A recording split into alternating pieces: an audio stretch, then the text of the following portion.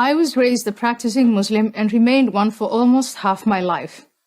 I attended madrasas, that is Islamic schools, and memorized large parts of the Quran. As a child, I lived in Mecca for a time and frequently visited the Grand Mosque. As a teenager, I sympathized with the Muslim Brotherhood. At 22, while my family was living in Kenya, my father arranged my marriage to a member of our family clan, a man that I had never met. I ran away, made my way to Holland, studied there, and eventually was elected a member of the Dutch Parliament. Now I live in the United States. In short, I have seen Islam from the inside and the outside. I believe that a reform of Islam is necessary and possible, and only Muslims can make that reform a reality. But we in the West cannot remain on the sidelines as though the outcome of this struggle has nothing to do with us. If the jihadists win and the hope for a reformed Islam dies, the rest of the world will pay a terrible price. The terror attacks in New York, London, Madrid, Paris, and many other places are only a preview for what's to come.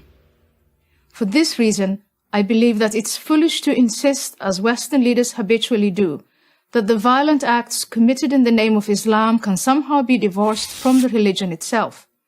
For more than a decade, my message has been simple.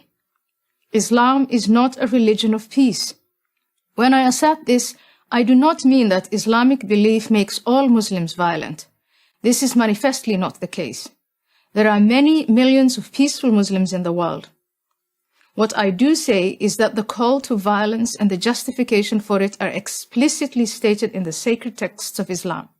Moreover, this theologically sanctioned violence is there to be activated by any number of offenses, including, but not limited to, adultery, blasphemy, homosexuality, and apostasy, that is, to leave Islam.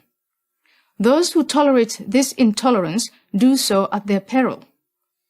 As someone who has known what it is to live without freedom, I watch in amazement as those who call themselves liberals and progressives, people who claim to believe so fervently in individual liberty and minority rights, make common cause with the forces in the world that manifestly pose the greatest threat to that very freedom and those very minorities. In 2014, I was invited to accept an honorary degree from Brandeis University for the work I have done on behalf of women's rights in the Muslim world. That invitation was withdrawn after professors and students protested my criticism of Islam. My subsequent disinvitation, as it came to be called, was no favor to Muslims, just the opposite. By labeling critical examination of Islam as inherently racist, we make the chances of reformation far less likely. There are no limits on criticism of Christianity at American universities or anywhere else for that matter. Why should there be of Islam? Instead of contorting Western intellectual traditions so as not to offend our Muslim fellow citizens, we need to defend both those traditions and the Muslim dissidents who take great risks to promote them.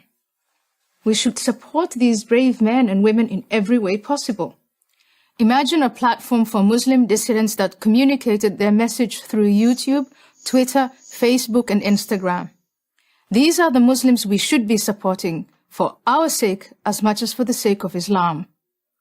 Today, there are many dissidents who challenge Islam, but the West either ignores them or dismisses them as not representative. This is a grave mistake. If we do in fact support political, social, and religious freedom, then we cannot in good conscience give Islam a free pass on the grounds of multicultural sensitivity. We need to say to Muslims living in the West, if you want to live in our societies, to share in the material benefits, then you need to accept that our freedoms are not optional. Islam is at a crossroads of reformation or self-destruction, but so is the West.